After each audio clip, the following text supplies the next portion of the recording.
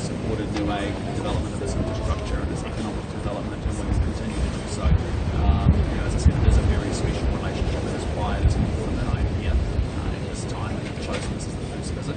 But we will say about the next 24 hours. Prime Minister, you say there's choppy geostrategic waters here. What do you mean by that? Well, there's no doubt about it. Across the Pacific, it's a more contested geostrategic environment, and what we really want to do is support. We are part of the Pacific family, as you well know, and really we want Pacific solutions to Pacific challenges. Why is it a contested geostrategic? As you well know, and really we want Pacific solutions to Pacific challenges. Why is it a contested geostrategic environment? Well, because we've got a lot of great power competition moving into this part of the world, and again, as I've said before, in our foreign policy reset, security and economic issues are very strongly linked. You can't have economic prosperity without security, and equally you don't get security if you don't have economic growth and prosperity. Is there any specific powers that you're worried about in the region? Well, I'll just say to you, it's contested, and again, there's lots of powers that are involved here in the Pacific. Again, what we support is actually the Pacific Island Forum, the centrality of the Pacific Island Forum as the vehicle and the architecture in this part of the world, in this region, that we all participate in. That actually deals with the challenges that we've got. Which great powers? There's just great power competition, as I said. There's increasing levels of strategic competition coming in the Pacific, as we've been well identified, from a major range of countries. But what we're focused on is actually buttressing and ensuring the centrality of the Pacific Island Forum, which is the vehicle by which regional challenges should be resolved. But you are talking about China, aren't you? Why can't you name one of these great powers? Well, there's a number of powers that have come from around the world that are doing more activity within the region.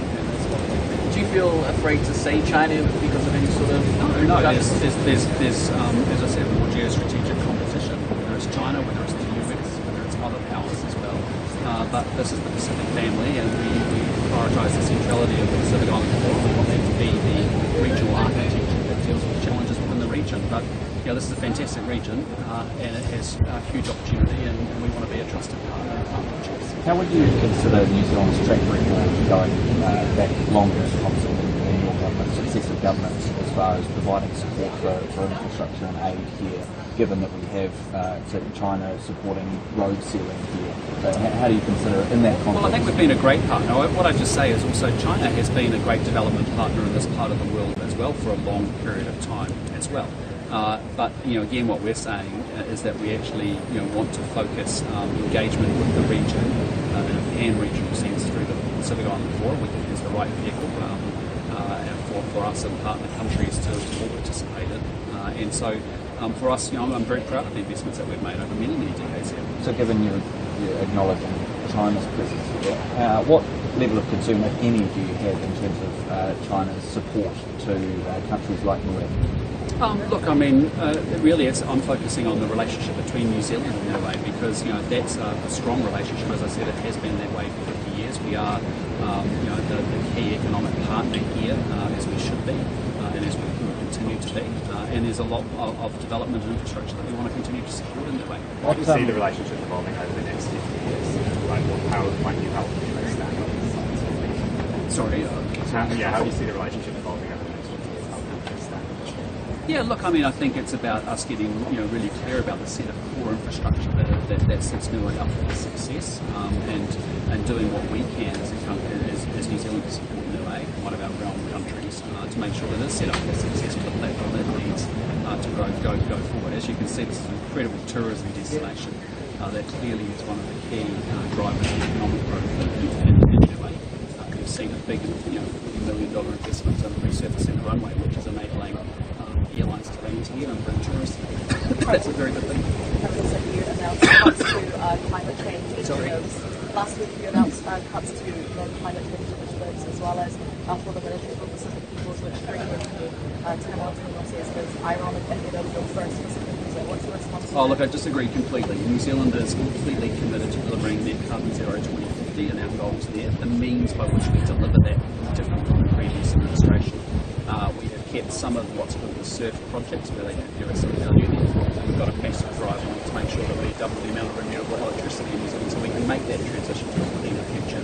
So that is very much our focus in the climate change space. Our goals and our community goals remain. the means by which we deliver that will be different. For example, fast-track incentives so we can get this renewable project a little much bigger. On the respect to the Pacific Peoples, what I'd say there is the government is supporting the Ministry of the Pacific Peoples by $90 million. Yes, we have asked all government agencies to make savings in the challenging times that we have at home in New Zealand, and that's why we were able to generate in excess of $5 billion worth of savings, which we could then reinvest in frontline services. And I just think, I think for the Pacific Peoples back home in New Zealand, they're going to benefit from tax relief, which will actually help them manage the cost of living crisis. They will benefit from the big investments, $2.5 billion across corrections and police dealing with crime. They will benefit from actually the $2.9 billion investment in education to teach our kids structured literacy and to lift their academic achievements. And they'll benefit also from the significant investment of $8 billion plus in the healthcare sector as well. Capital funding is an day administrative. one of the 4-day tour. What are you most looking forward to here? What do you think the highlight will be, and what is it in this? Well, look, I think every day will be a highlight. My mission is to build a relationship as a new Prime Minister with leaders that I respect across this region, that know this region well. I want to hear from them about their take on different regional issues, and for me to learn from them.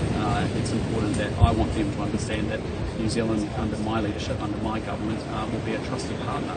And that's why you see me here, that's why you'll see Winston Peters been through the Pacific already, and many of our other ministers will come as well. Prime Minister, can I ask just that PSA has gone to the Employment Relations Authority in relation to job losses being forced by the government, their words. What do you make of this? Have we been briefed on this issue? Look, I haven't been briefed on that, but all I'd just say to you is, we've been very transparent with our approach, which is, you cannot add 18,000 more public servants into Wellington and deliver the worst outcomes that we have seen in the last 6 years. So we asked each agency, as you well know, to generate savings. Those savings were delivered as part of our budget, and more importantly, as we have an ongoing practice from here on through, we expect that to happen daily as well. We want each of the agencies not just to focus on the new money that they receive in the budget, but the existing money that they will spend and make sure that is delivered very well. A good example to me is what happened in corrections. We put $1.9 billion more into corrections. And corrections itself identified $440 million worth of savings across the system. So that is a good example where we've been able to get more for our money and more for the taxpayers' money, which is exactly the mindset we should have. Are you worried at all about any further legal challenges to the government over these jobs? Look, I haven't been briefed on this issue, but what I just say to you is families across New Zealand have tightened their belt big time over the last 3 years. Businesses across New Zealand have gone to the wall and been doing it tough for the last 3 years. It's entirely appropriate that government tightens its belt as well and makes sure it gets results and improved outcomes for taxpayers' money. On belt tightening capital funding half Pacific people, where are those cuts and savings being found? Yeah, look, essentially from memory, I think there were 57 roles in the Ministry of Pacific Peoples. Half of them were actually vacant roles that were vacant. So not all of those are people that have been affected by that transition. There's $90 million going to the Ministry of Pacific Peoples. But what I wanted to say to you is, this was a budget for all New Zealanders, Māori, Pacifica, non-Māori, everybody. And the way that we make outcomes, improve outcomes for everybody, is actually making big investments as we've done in law and order, big investments as we've done in health and education, and big investments in tax relief to help people navigate the cost of living, which is incredibly tough for Pacifica, Māori and non-Māori New Zealanders. What about investment in Pacific housing? Again, we are very open to that. As you've seen us express very strongly, we've got a massive desire to work with community housing providers. We've created 1,500 more community housing places, social housing places. We want to deliver those houses through community housing providers, and we are very comfortable working with Pacifica property community organisations, Māori, iwi-led community organisations, Salvation Army, Habitat for Humanity, and many, many others. And we'll deliver that because we genuinely think community housing providers have a bigger role to play in social housing, and so we're very comfortable moving money out of the centre, out to them to get good results, to get better pastoral care in those communities. What were your reflections during the flyover? What were you told about, I suppose, the island itself, and what were you thinking? It was just breathtaking. Absolutely breathtaking. I haven't seen anything like it. We emerged from the Pacific Ocean, the deep blue in the Pacific, to see white cliffs and pounding surf, and then massive lush green, verdant bushland, across the islands. And it was a real privilege to sort of fly over and get a sense of where the villages are, and obviously to land at a wonderful new runway which has been $40 million invested by the New Zealand government. Do you anticipate there being any change under your leadership with the relationship between New Zealand and its realm countries? Is there any scope for change at all, or do you just see it progressing as it has? Well, I just say to you, I want, as you know, foreign policy reset. I want to see more urgency, more intensity, and deeper, stronger relationships everywhere that New Zealand deals with. We are a small country that needs to trade with the world and contribute to regional affairs. I think we've got a lot to offer the region, and as a result, that's why you're seeing the intensity being lifted. I'm doing that personally as Prime Minister this year. You can see it with Winston Peters, who's done more travel, I'd say, to you in 6 months than the previous 6 years. And you've seen it with Judith Collins and also Todd McClay in defence and trade out and about in the world, advancing New Zealand's interests. Last one, guys. Prime Minister. They rely on does this see where New Zealand can settle? Look, again, I'll have more to say about that tomorrow, but I do agree with you. Renewable energy is the way forward for all countries.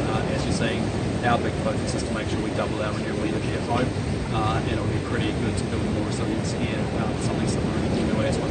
So Niue is going through some constitutional changes at the moment, such as changing the name of the Premier to Prime Minister. Are you worried that's going to have any effect on the relationship between Niue and New Zealand? Not at all. In fact, I've been consulted on those changes with the Premier. In fact, we talk very openly about those, and we're incredibly supportive of all the proposals that he has as well. So I think they make sense, and they're entirely appropriate, and we're very supportive. Why do they make sense? I just think they're sensible, common sense things to be able to do, and I think 3-year, 4-year term, I understand changing his title from Premier to Prime Minister, fully support. So I think they were good things. Prime Minister, on Direction 99, have you had any contact this week with Australia or on your counterpart? No, I haven't. No further. I mean, as you know, Australia's a sovereign state and it's entitled to shape its own laws as it wishes. I regret deeply the Australian decision.